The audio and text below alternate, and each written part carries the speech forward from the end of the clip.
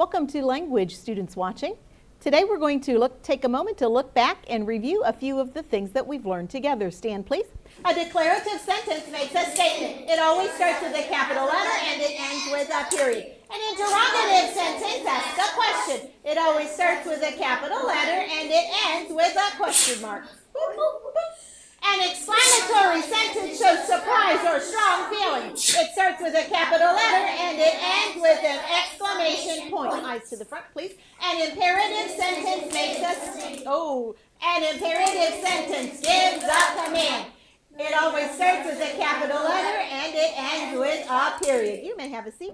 Tim and Tia, would you come to the front and be the scorekeepers? A B for boys, a G for girls. I'm going to read you a few sentences about a pet, a bit of an unusual pet, and ask you some questions. Students watching, see if you can beat the students in the classroom in getting the correct answer. When Mom was a girl, her neighbor had a strange pet. You haven't heard the question. And you're going to wait for the magic word. I want to know what kind of a sentence it is. Popcorn. Brennan? I disagree. Mikkel? Declarative. Declarative is correct. What goes at the end of a declarative sentence? Popcorn. Amory? A period. You are correct. Listen to the next sentence. Can you guess what it was? Kind of sentence. Popcorn. Bree? Interrogative sentence. Correct. Interrogative is correct. Point for the girls. What goes at the end of an interrogative sentence? Popcorn. Adrian. A question mark. A question mark is correct. Next sentence. The pet often surprised visitors. Popcorn.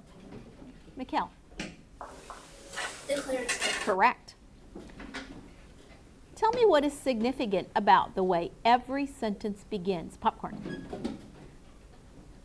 Alana. They all start out like a declarative sentence. And what does a declarative sentence start with?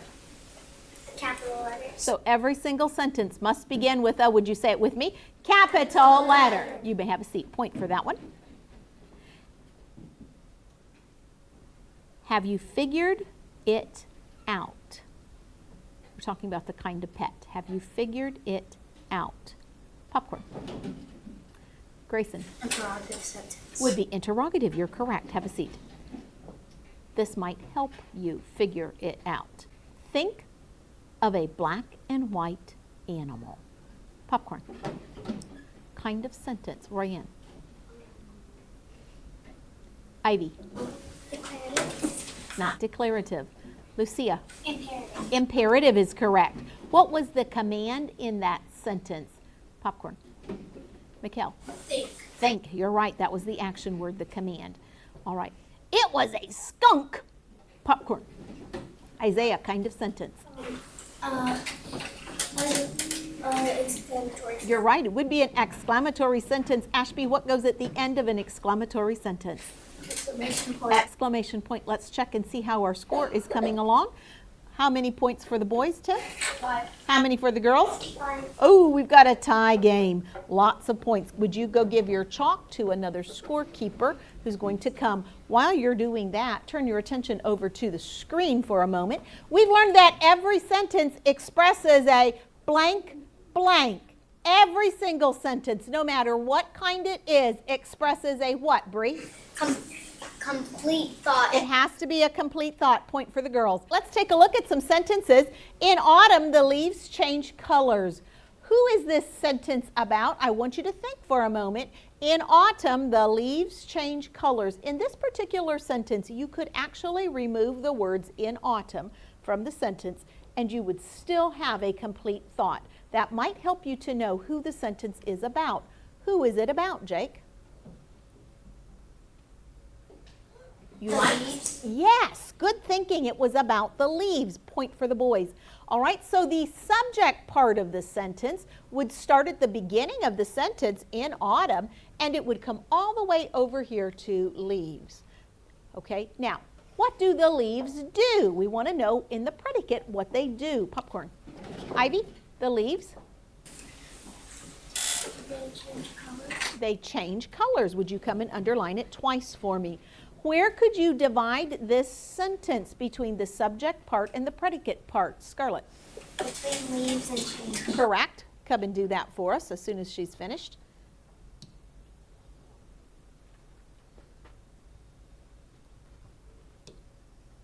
There we go. And we would want to know what word in the predicate is the action word. We always have to have it in the predicate. Popcorn. The action word, Alana. Change. Change there. Point for the girls. Okay, let's take a look at another sentence. My family and I pick apples. Think carefully. Who is this sentence about, William? My family. Do you see the connecting word and here? It's connecting something to family. What's being connected? Yes. So who pick apples? My family and I. Good. Come underline that one time. What is the predicate part of the sentence? It's going to tell us what we do. Lucia? The action word. Okay, that's going to have to be in the predicate, but what part of the sentence is the predicate? What does my family do? They pick up. They pick apples. Come and underline it twice. Now, where would we divide between the subject and the predicate, Grayson? Between I and picked apples. Excellent. That would keep the action word pick in the predicate part. Come and do that for us quickly. Point. Did you give him a point? All right. Let's check the score over here. What do the boys have at this moment? 8. And the girl? How many? 10. 10. Okay, just by a little bit. Let's check this one. Mom makes applesauce. You're thinking, what part of, where could I divide this sentence? Popcorn. Where would you divide it? Isaiah? Mom makes. Between mom and makes. Come and do it. You are correct. What part of the sentence would be the subject? Students watching. Popcorn. Renoa. Mom makes. Just mom. Oop. What's the subject? Just mom. Okay, now, if we divide it here, where is that going to put our action word makes?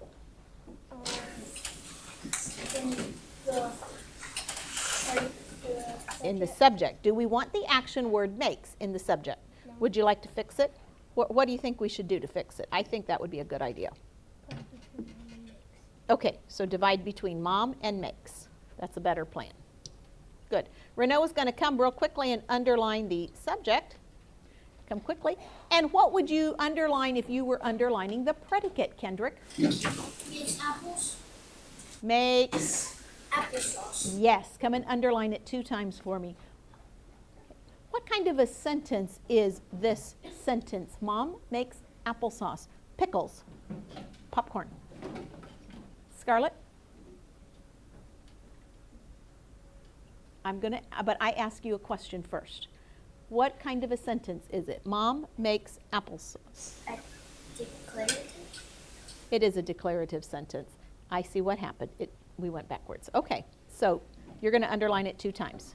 Just don't touch it as you're underlining it. There you go.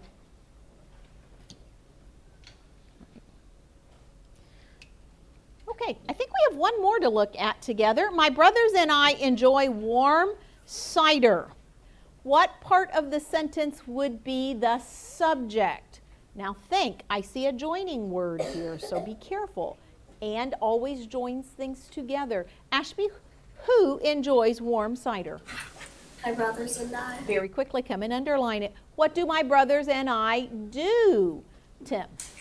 Enjoy warm cider. You're right. Would you come and underline that? And where could we divide this sentence? Amory? In between I and enjoy. You're right. Come and take care of that for us. While she is coming, students watching, can you pick out some nouns in sentence number 1? In autumn, the leaves change colors. I see 3 nouns. I wonder if you found them. Popcorn. Mikkel, what did you find? Autumn leaves colors. Oh, that would be correct. Autumn leaves colors. You may have a seat. Let's look at sentence number 2.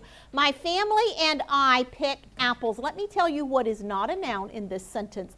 The word I is going to be something called a pronoun. So we're not going to call it a noun. Can you find a couple of other nouns in that sentence? Popcorn. Renoa. Family apple. Yes, you may have a seat. Of these two nouns, family and apples, one is singular and one is plural. Which one is plural? Scarlett. Apple. Apples. Which one is singular, Kendrick? Family. What does singular mean, Grayson?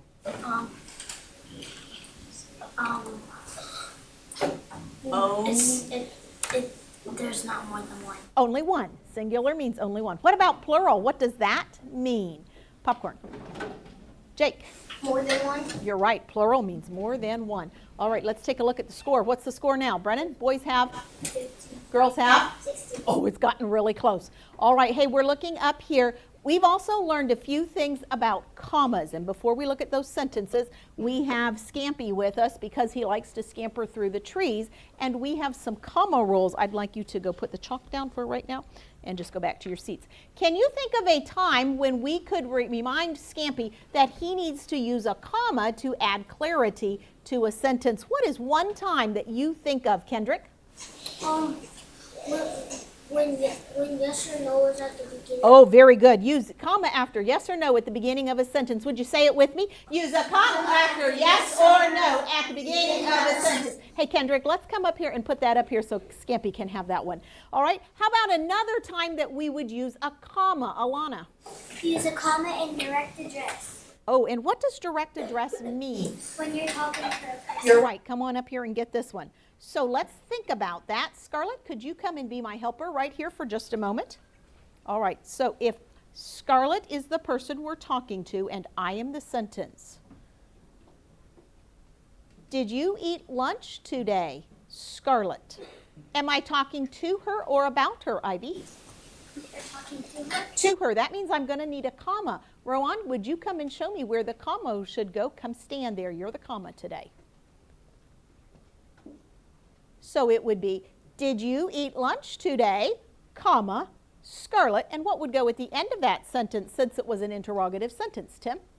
A question mark. You're right. Okay, now you can go back and sit down. Scarlett, you come over here, right there. Okay, Scarlett, did you eat lunch today? Are we still talking to her, yes or no? Yes. Where would we need a comma then? Isaiah, would you come and be the comma and show me where it's going to go? Oh, don't give him any clues. He's got to figure this out. So it would be Scarlett, comma, did you eat lunch today? And then a question mark. Thank you. You were good thinking. Now this is where it gets tricky. All right. So you stay right here. Did you, Scarlett, eat lunch today? We're going to need, well, first, are we talking to her or about her? We're talking to her. So we need two commas. Come show me where the two commas need to go, Grayson and William.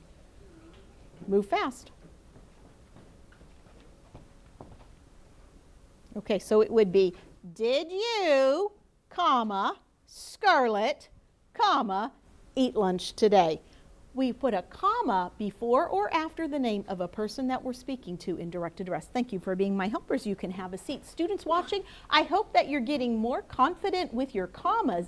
They're really not difficult, but you do have to think carefully. Are we talking to a person or about a person? And how much, where is the rest of the sentence in relation to their name? Well, Scampy has two, but there's one more time that we've learned that he needs a comma, and he's got another acorn up here that he would like to have. Use a comma and I wonder if you know what it is, Tia. Use a comma and a Joining word. when you Connect. Run-on sentence. You're right. Stand please and do it with me. Use a comma and a joining word to correct a run-on sentence. You may have a seat. You could also use a comma and a joining word to join together two short sentences. All right, we're back over here at the sideboard. Would you go be the scorekeepers, Ashby and Jake? Continuing, Corbin, did you leave the door open? Are we talking to Corbin or about Corbin, Royan? Where do we need a comma? After Corbin. You're right, after Corbin. Point for the boys. Here's another sentence. Please stand, class, to say the pledge. Who are we talking to or who are we talking about, Monroe? The class. You're right. So where would we put a comma, Noah? After and before class. You're right, before and after class. Point for boys and girls. One more sentence. I wonder when Mrs. Harrington will return. Are we talking to Mrs. Harrington or about Mrs. Harrington, Ivy? Do we need a comma, William? No. Both get a point, boys and girls. You're right. How many of you were thinking that? No comma, because we're talking about her. What about this one? No, I did not forget my lunch. Popcorn. Isaiah? Put a comma after no. Correct, because we use a comma after yes or no. Say it with me. We use a comma after yes or no at the beginning of a sentence. Yes, I packed it this morning. Popcorn. Noah. After yes. Comma after yes. And can you tell me why, Tia? What rule tells us that? Because you have to put a comma After. yes or no. At the. Beginning of the sentence. Perfect. Both get a point. All right, you can have a seat as soon as you've told us what the score is. Should be able to count them by fives. 20. 20? And what do the boys have? 21. Oh, it's very close. All right, students watching, I hope you're getting many of these. You can go back and have a seat. Hey, we've also learned how to take nouns and help them go from singular, which means what? Only one, to plural, which means more than one. We've learned that, would you say them with me? To make the plural of most nouns, just add S. But if it ends in CH, SH, S, X, or Z, add ES. Something like box, B-O-X. Would you spell the plural, please? It would be boxes, B-O-X-E-S. You're right. Then we've also learned that when a noun ends in F or F-E, you do something. Would you read it with me? If the noun ends in F or F-E, change the F or F-E to a V and add E-S. When a noun ends in Y, preceded by a consonant, change the Y to an I and add ES. But if the noun ends in Y, preceded by a vowel, just add S. I think you've got it. Today I get to teach you a new one. In order to do that, I need a few helpers. Tim, would you come and stand right beside me? Right over here. All right. Tim, how old are you? 8. 8. Well, you're a pretty tall fellow for 8. But you're not quite grown up yet. I suppose when you're all grown up, you'll probably be up here, and I'll probably be looking up to you and say, good morning, Tim. It's good to see you today. Well, Tim is not quite grown up, but neither is Tim a baby, and he's not a toddler. So he's somewhere in between. He's not toddler, he's not grown up, he's not even, you said 8, right? So you're not quite teenager, because that would be 13, 14, 15. What would you call someone at this stage of life? Not quite grown up, not baby, not toddler. You would say this person is a what? Bree, do you know? Year-old. A what? 8-year-old. An 8-year-old. Okay, that would be one way of saying it. I think there's another word, though, that I'm looking for. Ashby, do you know? A kid. A kid, that would be one word. Can you think of another word that means similar to kid, but a kid could be a young goat too, and we don't want anybody to think that Tim is a young goat. So we want to make sure that we don't get our meanings unclear. What would you think, Kendrick? A child. A child, that's the word I was thinking of. Now when we write the word child, we spell it C-H-I-L-D. So if I was going to say in a sentence, I could say, there is a child standing close to Mrs. Quito, and that child is Tim. But what if I said, I need all the boys and girls that sit in row number 1 to come and stand right up here. So if you sit in row number 1, you're going to come and join us. Now, all of you are, how many of you are 8? So, okay, is anybody up here 9? Oh, you're all 8. Okay. So they're all in the same boat. They are not babies. They are certainly not toddlers, but they're not quite all grown-ups. They're not teenagers. So, but there's more than one. Now I need the plural of the word child. But I wouldn't say there are 5 childs beside me. I'm going to need to change the word. Do you know what the word would change to, Tia?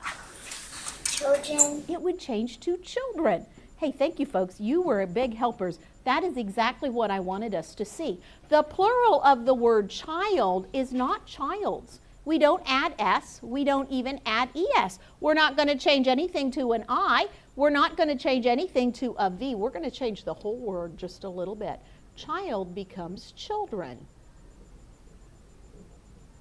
Can you think of any other words that do the same thing as child and children? The whole word changes. Adrian, what are you thinking of?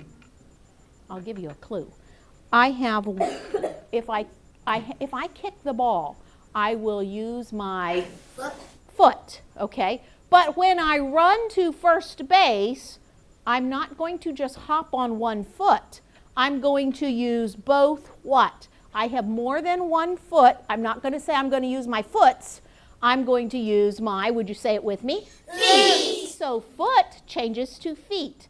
Oh, some of you have told me this. Mrs. Quito, I have a loose, and one of these, your pearly whites, has come loose, and then it actually fell out. Oh, how many of you have had that happen recently? Okay, well now, if you have a loose, what is this? Just one is a what, Jake? A loose tooth. Okay, but if you have more than one that are loose at the same time, you have loose what, Mikkel? Teeth. Teeth. So there are some nouns that to form the plural, the whole word changes. Look at them. Here are a few of them. Man becomes, do you know what the next word it would be, Brennan? It does, becomes men. All right, woman becomes women. Be careful how you pronounce this. It sounds like an I here. But see how this is men, and here it's changed to men. All right, foot changes to, say it with me, feet. And tooth becomes teeth. Take your language book now and go to page 33. And let's apply some of what we've learned. Page 33. When you found it, you're going to stand with me. We're looking at the look closely. Please stand. Thank you for being so fast. Tim and Brennan, like the way you're ready to go. Pick your book up so you can read it carefully. Pick your book up. Thank you, Noah, for picking it up. Let's read together. Look closely. To form the plural of some singular nouns, the spelling is changed. Man, men. Child, children. Foot, feet. Mouse, mice. Goose, geese. Woman, women. Ox, oxen. Tooth, teeth. You may have a seat. In Think A, you're going to fill in the blank with the plural form of the noun in parentheses. Pick up your pencil, please. In pioneer days, ox, that's singular, pulled plows. Now we need the plural of ox. Look up in the green box, and how would we spell the plural of ox, Amory? Oxen. O-X-E-N. I like the way you spelled that nice and clearly. Oxen. Number 2, the man, that's singular, would stand behind the plows and guide them. We need the plural of man. What would it be, Mikkel? Spelled? M-E-N. Correct. You're going to finish this section, then in write B, you're going to read the directions and write the kind of sentence that it asks for, as well as the plural of the word that is given to you. So you'll write a declarative sentence using the plural of goose. Down in Remember C, you have a few other words to make plural. Follow your on-site teacher's instructions as you complete this page.